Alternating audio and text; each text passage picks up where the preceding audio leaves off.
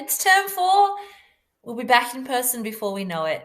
In the meantime, we're going to do a new series. This series is going to be about writing an imaginative text, writing a story, a narrative, many ways to say it, but it's going to be an interesting start to the term. And the finished product is going to be incredible. By the time we come back, hopefully we will be able to publish and print these stories and share them with each other and read them and enjoy them, maybe even put them in our class libraries. Today's lesson is all about step 1 in writing an imaginative text is planning for success. If we have a look at what we need to do, the very first starting point here is planning for success. It's very hard to write any type of text without any planning. You need to plan to be able to do all these other bits, which we will go through over the next 2 weeks. We need to plan well. Now, I was having a little bit of a think about it, and it's not just kids writing stories who need to plan well. To write a good story, anybody, authors, famous people who have written books that you've read, they've had to plan for success. Now, here are some things that they've done and that you'll do to be able to write a good story. We won't be able to talk and share our ideas necessarily because we're working from home, but I've got a way that I'll show you in a moment that we're going to generate and get our brains thinking of ideas, because the first idea that pops into your head is never the best idea that you're going to have. In the classroom, we bounce our ideas off each other to be able to get the best possible thing to write about. So today we're going to do some activities just to get our creative juices flowing.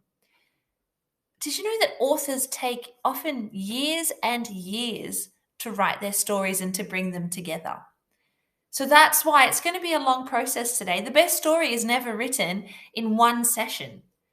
It takes months of planning for these authors who write famous books that we love to read. Then they write sometimes for years, and then it goes through a process of editing before you find it on the shelf to buy or in the shelf to borrow from the library. So that's why it's so important that we take our time to plan well. We take our time to write well so that we have a great finished product at the end, not just a rushed idea that we've written down quickly, because that's not enjoyable for the reader. At the end of the planning and the writing process, we're going to do a lot of editing and revising to make sure it's the best possible version of the story that we come up with. And I've got a little picture of a map here. To write a good story, you need to have a plan in your head. You need to have planned for success so that you know where you're going to end up. Because then you'll be able to create it and put it together really well and really carefully, rather than just writing a bunch of words and seeing where you end up.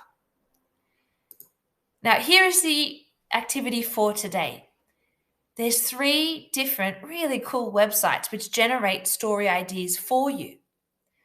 Your job today is to screenshot at least 5 of the best ideas that you see on the different websites and put them here, because tomorrow you will select one of these or maybe a combination of the ones that you've found to start writing the plan for your story. Today is just about finding the best ideas.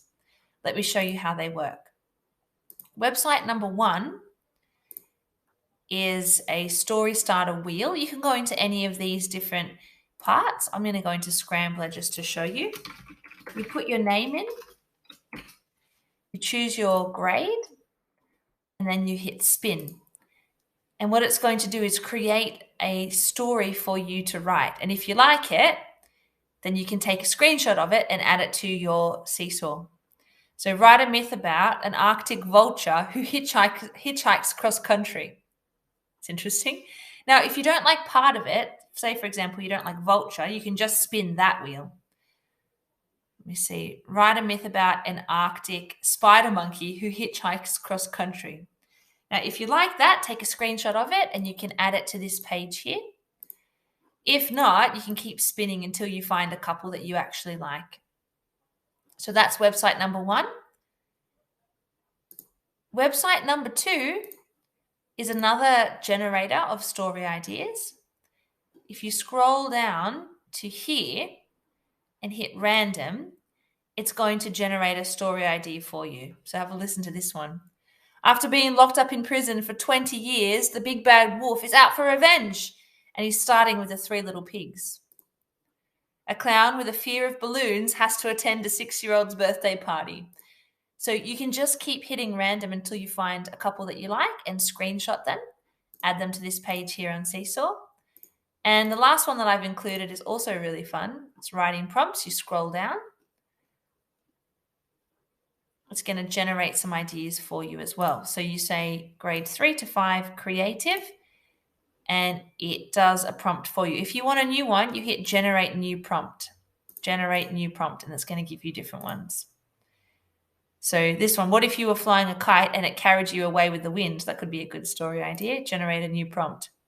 What if you got elected as president of a club formed to prove that unicorns are real?